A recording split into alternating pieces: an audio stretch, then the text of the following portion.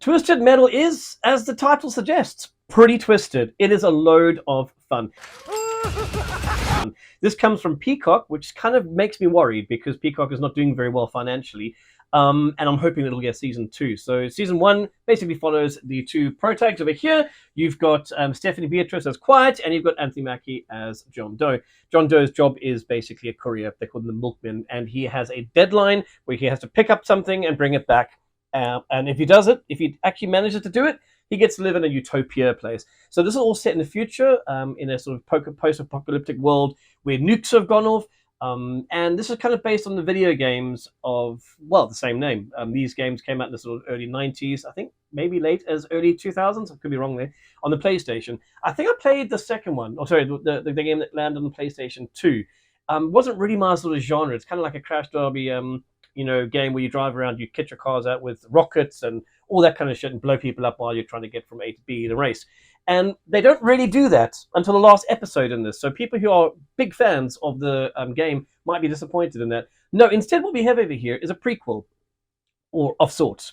Obviously, they're extrapolating a lot on the story that's based in the games, but they do a very good job with that. Anthony Mackie's character is really lovable. He's a load of fun. John Doe has a past where he can't quite remember. He's got amnesia. And as he slowly sort of remembers things, you start to, like him even more. He's got the gift of the gab. This never happened to me before. Really? He can't shut up. Really? And he's a load of fun. Quiet is also absolutely amazing. Motherfucker, eat shit. She has a nice backstory too. But the biggest guy, of course, is Sweet Tooth. Hi, everybody. No, not the Sweet Tooth that you see on Netflix. Definitely not that one. He's a maniac who wears a mask and kills people for fun. This is gonna be fun.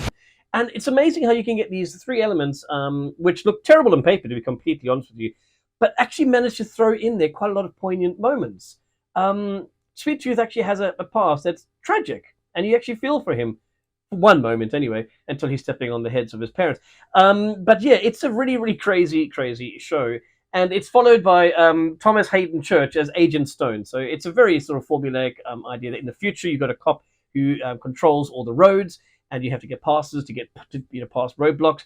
So you have a lot of driving, and there's not as much cars crashing into each other like a derby, though, which you imagine a lot more than one or two cars.